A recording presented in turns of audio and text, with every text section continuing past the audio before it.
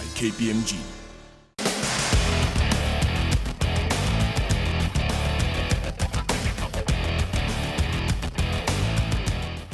China's been investing in Africa since the 1950s.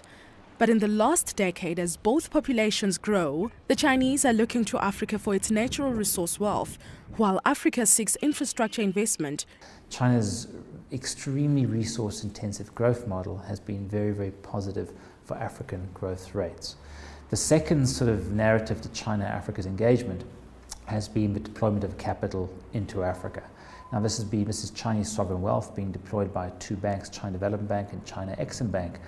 China, to such an extent that China is now the single largest lender to African governments, the single largest financier of infrastructure in Africa, recently displacing the World Bank.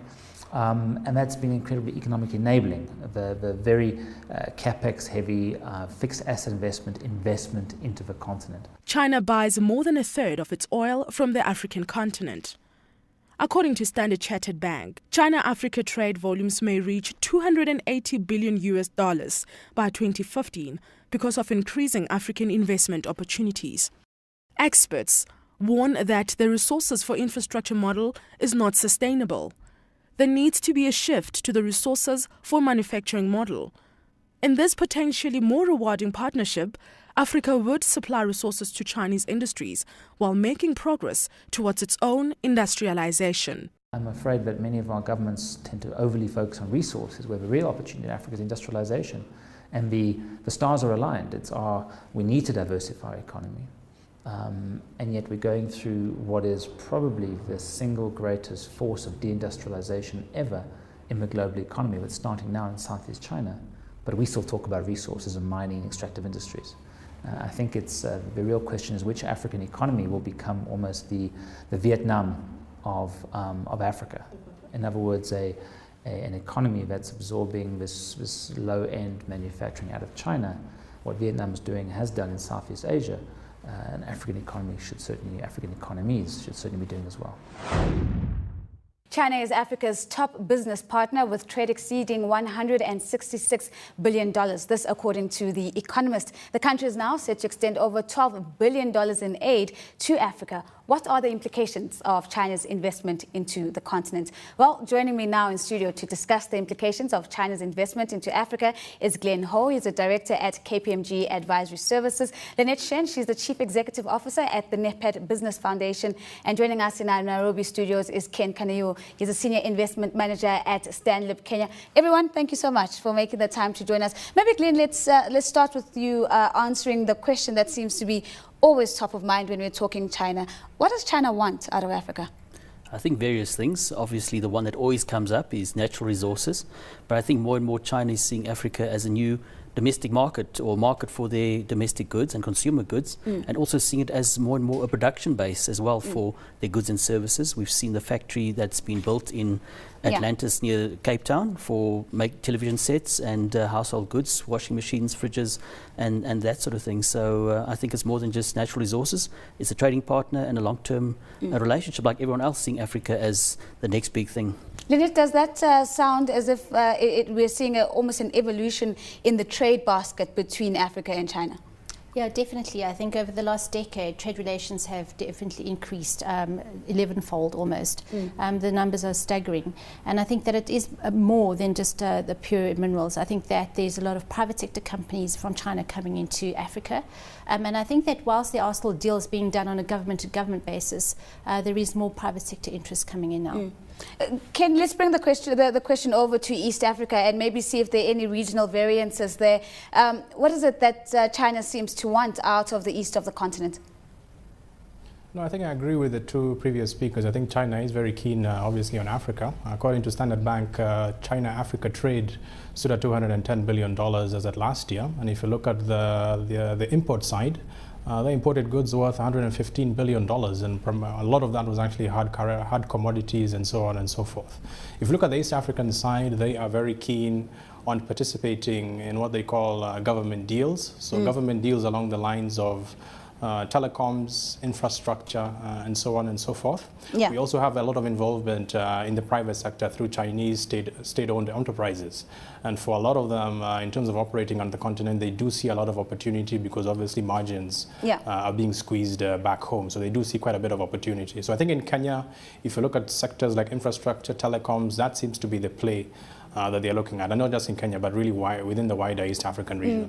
Well, here, Ken raises important issues around the domestic pressures that China is feeling right now. Maybe, Lynette, you can pick up on this. And let's talk about the kind of labor pressures that China is having and how that, in turn, makes Africa so attractive right now. Well, certainly the population of China is huge. It's at least 1.4 billion people at the moment. And so there's a lot of competition. There's also unemployment issues. And so when these projects are being implemented in Africa, there has been large criticism of China bringing their own laborers to implement the projects. I think that has caused in some quarters a lot of discontent. But I think that there is some advantages as well. The reality is that if Africa needs to implement these infrastructure projects at an accelerated rate, there's not necessarily the right level of capacity at the moment in Africa. And so certainly you need to bring a certain level of skills. However, I think that the negotiations between the governments and the conditions for investment in any African country has to be stipulated that whether it's a Chinese or US or Indian investor coming into Africa, that all investors have to train and build capacity at a local level. They have to employ local labor. They have to engage SMEs and procure from them and go into partnership with local companies. Do you get a sense, though, Glenn, that some of these conditions that Lynette puts on the tables now are actually being negotiated and discussed between the governments as they tie down funds for these big infrastructure projects? You've certainly seen some of the statements coming from the Chinese government to that effect, that and also warnings from the Chinese government to companies that are doing business in Africa to abide by local legislation and regulations. So you're seeing more and more of that.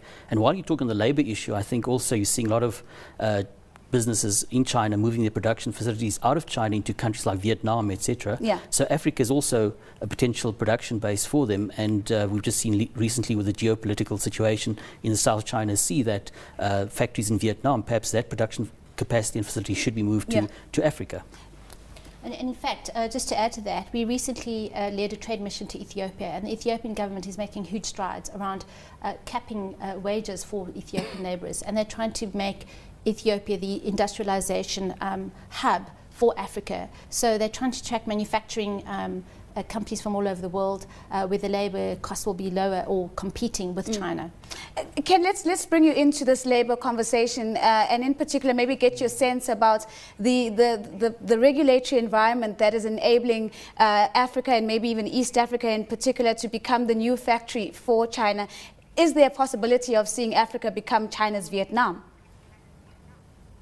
No, I think it is very possible. Obviously, if you look at the story of China, I think what's happening now is that they are beginning to realize that they face significant domestic demand, which they do need to address. So I think from a production perspective, there's a lot of focus now being turned towards the domestic market. And from an East African perspective, from the point of view of being able to develop that capability, both from a manufacturing perspective and also in terms of the labor costs that we do have, I think it would make a huge, I think it would be time for us to begin to have some impact. I think just based on the earlier point that was made before, we are seeing a lot of Chinese companies now beginning to abide by local regulation. They are now very happy to follow local governance processes when it comes to awarding of tenders, when it comes to actually complaining about the way tenders have been awarded and so on and so forth. So they're beginning to exert less political influence from the point of view of doing business and beginning now to follow more of the governance framework because they do want to be seen as a credible investor. They do want to be seen as someone who has skin in the game and someone who's got some goodwill as well. I mean, the Chinese are so well known for their productivity rates. Is that spilling over into Africa? Are we seeing the factories in Ethiopia and other parts of the continent picking up on that productivity rate that the Chinese are so well known for? That's a tough question, but I think that certainly there's also been criticism on the way that the Chinese labourers are being handled, you know, working 24-hour shifts, etc. And I have to reiterate that this is, you know, maybe in the Western culture is perceived to be really bad in terms of labour laws, etc. But in China, that's the way people work. It's 24 hours a day, you work in shifts, so everyone gets their time to rest, and the focus is on getting the job done and getting it done quickly. But I think that's also changing, Nasipa. You've seen the issues around Foxconn and those companies in China where there's been actually labor unrest because of the working conditions. So things are changing as well. So I think maybe we'll get to a happy norm where we can get to that work-life harmony.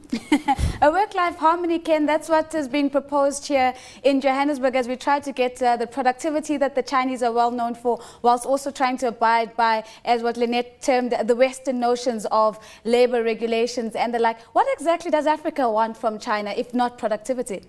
I think if you look at obviously the African continent from an infrastructure perspective, I think the World Bank estimates that we need to spend close to $100 billion annually just to sort out our needs. I think at the moment we're spending only half that amount. So many African countries are looking for a partner to be able to partner with to execute and develop on many infrastructure projects. So whether it's a partner from the point of view of executing on PPP sort of frameworks, whether it's a partner from the point of view of providing fiscal stimulus to allow African debt to be utilized towards infrastructure, I think those are the sorts of things that Africa is actually looking for, as opposed to the scenario that we were discussing earlier, where obviously we have a lot of Chinese aid coming into African countries, Chinese money coming to develop African infrastructure, and no capacity building being done on the ground, either from the point of view of labor or from the point of view of engineering expertise. Ken, I want to pose the question maybe back to you and maybe help us understand a little bit deeper. Why has China gotten so quickly off the mark when it comes to investing in Africa's infrastructure? Surely the same questions of risk, the same questions of bankability that other developed nations have, China also is faced with those, and yet they are so far into investing in the continent on that front. Why? I think it's you know at the moment China has invested a lot into Africa. I mean, if the Information Office for the Chinese State Council estimates that Chinese FDI between 2009 and 2012 has more than doubled, from $9 billion to $21 billion. There are more than 2,000 Chinese enterprises operating in 50 African countries in Africa. So it's really in their interest to make sure that from the point of view of infrastructure, and not just hardcore infrastructure, but infrastructure from the point of view of financial services, infrastructure from the point of view of capacity building, that is actually being done to enable lower the risk of actually engaging on the Chinese, on the African continent. So in my own view, they already have a lot invested in. So obviously they need to protect their investment, and they do realize that for them to be seen as a long-term, credible partner, they also need to be seen to be contributing towards the African continent sort of development. Let me put the I think the one. The one thing that I have identified that makes a big impact is infrastructure. Yeah. Right. I wanted to put the question in a different way. Maybe, Glenn, you'll pick up on this. Do the Chinese have a higher appetite for risk than other funders? I think initially they have, but more and more we're seeing more of the Chinese companies doing due diligences beforehand and doing post-project implementation reviews to ensure that all the goals have actually been reached. I think whereas in the past might have been a bit more laissez-faire, but I think they've also been earlier on the game, and I think it also probably relates to, I think, the political history between the continent and China. I think it was the African continent that brought China back into the United Nations, and for that I think there's always been a lot of gratefulness to Africa for that, because the Tanzam Railway that was built in the 1970s was at a time when China was one of the poorest countries in the world. So I think it goes quite deep, that relationship. Really deep relations? Is this what we're seeing, almost a payoff from the political relationships? Is that something that resonates with you, Lynette? Well, certainly I think that from a political viewpoint, there is the Chinese policies a sort of a no interference with domestic issues and with no strings attached. And I think that's why they have maybe perceived high appetite for risk. They were not encumbered by all these conditionalities of human rights, etc., etc. And so they really have plunged into the continent. I think that they have also learned over the last decade. I know certainly that I've been interviewed by the Chinese government on perceptions of China doing business in Africa. And I think that to a large degree that when I questioned them on some of these things, they said, well, we were never asked or we were never told that this was the expectations. So I think that they're aware of that now, and as Glenn said, they're trying to comply with local legislations and requirements. So lots more to talk about around brand China and what that brand is doing on the continent. But for now, we're going to take a short break. But when we come back, we're going to delve into that issue and many more as we look at China-Africa relations. We'll see you in 2 minutes.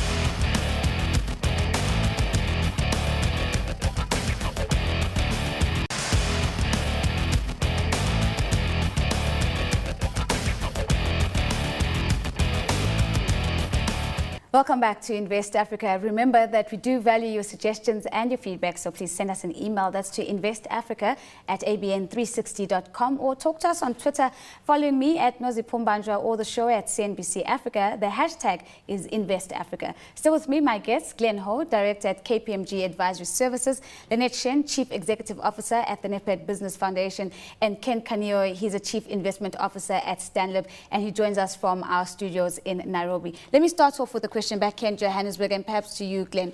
As trade between Africa and China increases, what trend are we seeing with aid? I think the definition of aid is something that should be looked at. I think the way China looks at aid and how people define aid are in different ways. So aid from China is definitely a legacy from the Cold War. So they would give aid to countries because of recognition of the People's Republic of China versus Taiwan. So that's the sort of aid they would give, and they regard that as aid. But there are also loan concessions, etc., which is also regarded by some other people as aid, but it's not actually aid as part of a trade deal. Is that still is that a trend that is cognizant, these geopolitical considerations, Lynette, maybe being more important than other domestic factors in the country which they're granting aid to? Yeah, absolutely. The way that the Chinese have engaged is at a national government level, and going to the countries and asking what they need, basically in terms of infrastructure, investment opportunities, and also in terms of other areas like hospitals and schools. And they've basically provided that in terms of part of the deal, or sometimes they have just done that. But as Glenn said, they don't traditionally call it aid, so you wouldn't. There is no Chinese aid agency that's established. I know that there's been discussions or recommendations that they set up one, but I don't think that that's the Chinese way of doing business. And in fact, if you look at FOCAC, the FOCAC meetings happen every 3 years, and in fact in 2015 it will be hosted here in Johannesburg. There have been concessions made through those agreements and discussions with the African governments around debt relief, looking at exchange programs, training up of nurses, etc. So that's how the aid has been implemented, is through the FOCAC agreements. Ken, let's bring in another element of this conversation. In particular, we've seen in the past the need for African governments, and particularly in South Africa, saying or giving out rhetoric that they need to protect South Africa from Chinese dumping. And in particular, we saw the textile industry being protected against Chinese dumping. How evident is this trend in other parts of Africa, and how does this then fit in to the broader relationship? Yeah, I think for many Chinese companies, they're aware of the perception that they do carry, or the brand that they do carry into Africa. There are a lot of private entrepreneurs, both Chinese and non-Chinese, who've made a lot of money through bringing in sort of Chinese substandard or inferior goods into Africa and selling them off, which would be products which would not meet a global standard. And I think many Chinese companies have been very wary of this. And if you do look, for example, at the telecom sector, for example, I think that's one sector in Africa where the Chinese have made a concerted effort to ensure that the product that they do deliver in country meets global sort of quality standards. If you look at companies like Huawei, who are supplying now high-end telecoms equipment like servers, base stations, and so on and so forth. They've made sure that they've made the standard. And for many African countries now, when they weigh up the cost of this equipment against global names like Siemens and Alcatel, and they weigh up the cost versus the utility, you actually do see that now a lot of Chinese companies are able to actually sit down at the table and have a serious discussion. So I think they are aware of this, and they are taking steps to actually do this, I think, from an institutional perspective. Yeah. But from the point of view of the private sector and the level below that, you still do see a lot of inferior Chinese goods do come through, which makes it very difficult for the guys to shake off that perception. But surely this is also against the backdrop of changing consumer trends from the African consumer that we're seeing rise, and the kind of goods and services that they're demanding. Maybe, Glenn, let's talk about what Chinese companies are doing differently that's differentiating them and allowing them to capture the pockets of the African consumer.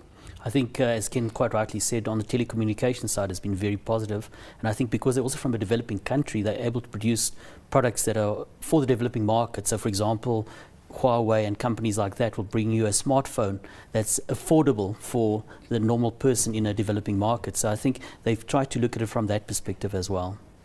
Differentiations for the African consumer, Lynette? I think that the Chinese entrepreneurs that have come in here have really immersed themselves into their markets by setting up even spaza shops in the townships and other areas, and so they've not been scared to venture into those markets. The goods are very reasonably priced, and understanding the economic situations of the majority of the population, their prices are are low.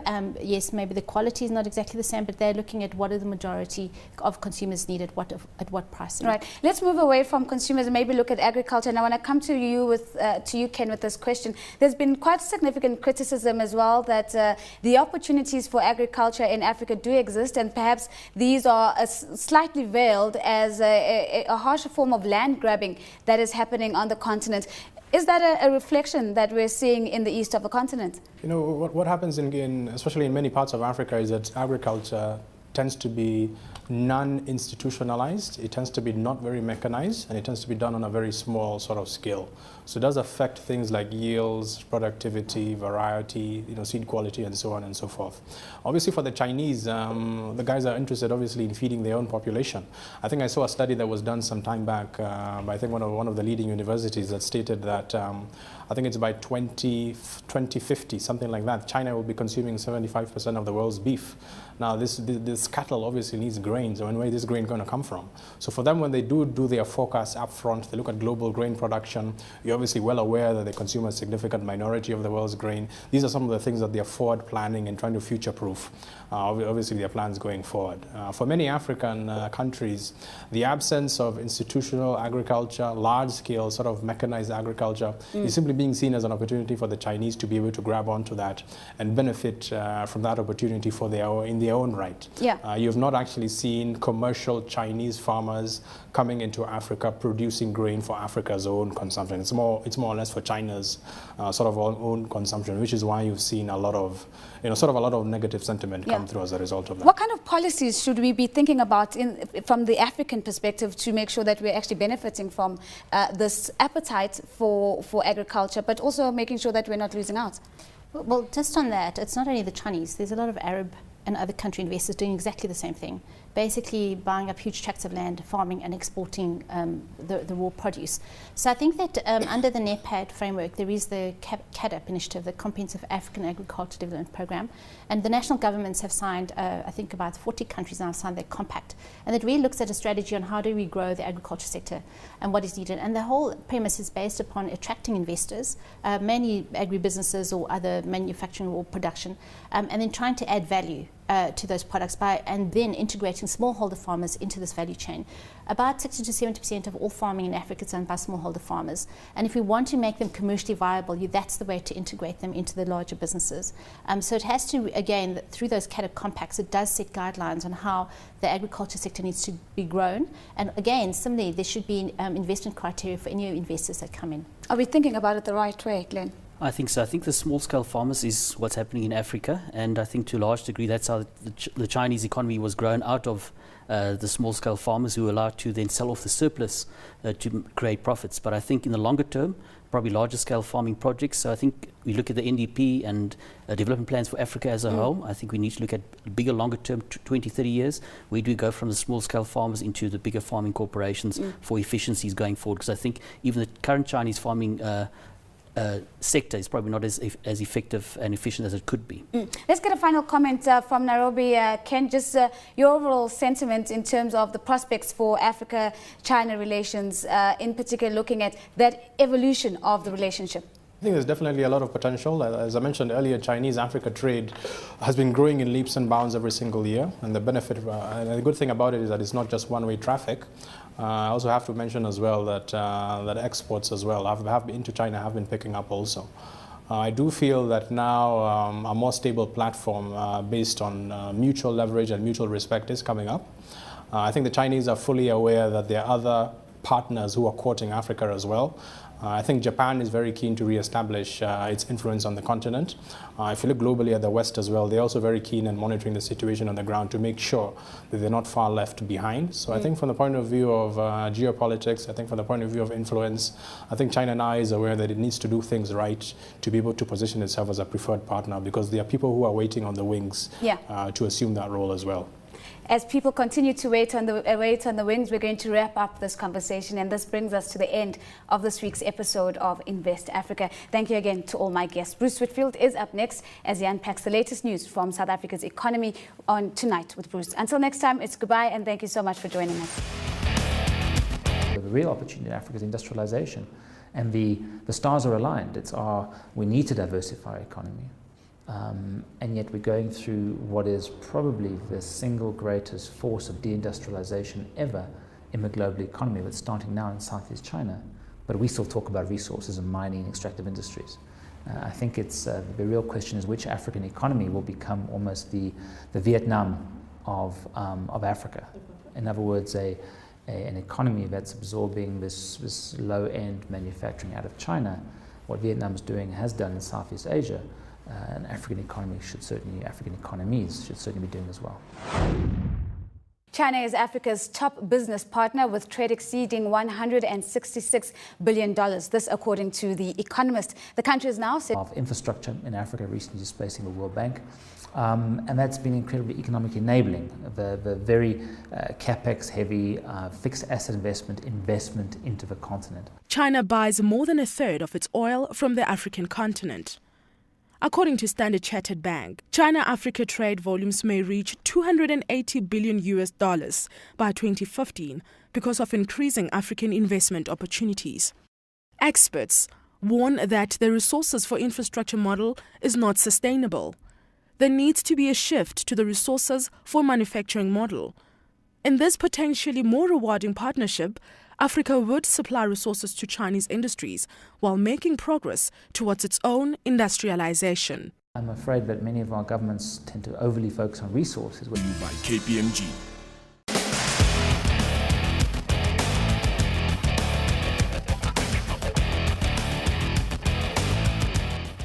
China's been investing in Africa since the 1950s. But in the last decade, as both populations grow, the Chinese are looking to Africa for its natural resource wealth, while Africa seeks infrastructure investment. China's extremely resource-intensive growth model has been very, very positive for African growth rates. The second sort of narrative to China-Africa's engagement has been the deployment of capital into Africa. Now this is Chinese sovereign wealth being deployed by two banks, China Development Bank and China Exim Bank, China, to such an extent that China is now the single largest lender to African governments, the single largest financier. We've seen the factory that's been built in Atlantis near Cape Town for television sets and household goods, washing machines, fridges, and that sort of thing. So I think it's more than just natural resources. It's a trading partner and a long-term relationship, like everyone else seeing Africa as the next big thing. Lynette, does that sound as if we're seeing almost an evolution in the trade basket between Africa and China? Yeah, definitely. I think over the last decade, trade relations have definitely increased 11-fold almost. The numbers are staggering. And I think that it is more than just the pure minerals. I think that there's a lot of private sector companies from China coming into Africa. And I think that whilst there are still deals being done on a government-to-government basis, there is more private sector interest coming in now. Ken, let's bring the question to extend over $12 billion in aid to Africa. What are the implications of China's investment into the continent? Well, joining me now in studio to discuss the implications of China's investment into Africa is Glenn Ho. He's a director at KPMG Advisory Services. Lynette Shen, she's the Chief Executive Officer at the NEPAD Business Foundation. And joining us in our Nairobi studios is Ken Kanayu. He's a Senior Investment Manager at Stanlib Kenya. Everyone, thank you so much for making the time to join us. Maybe, Glenn, let's start with you answering the question that seems to be always top of mind when we're talking China. What does China want out of Africa? I think various things. Obviously, the one that always comes up is natural resources. But I think more and more China is seeing Africa as a new domestic market, or market for their domestic goods and consumer goods, and also seeing it as more and more a production base as well for their goods and services.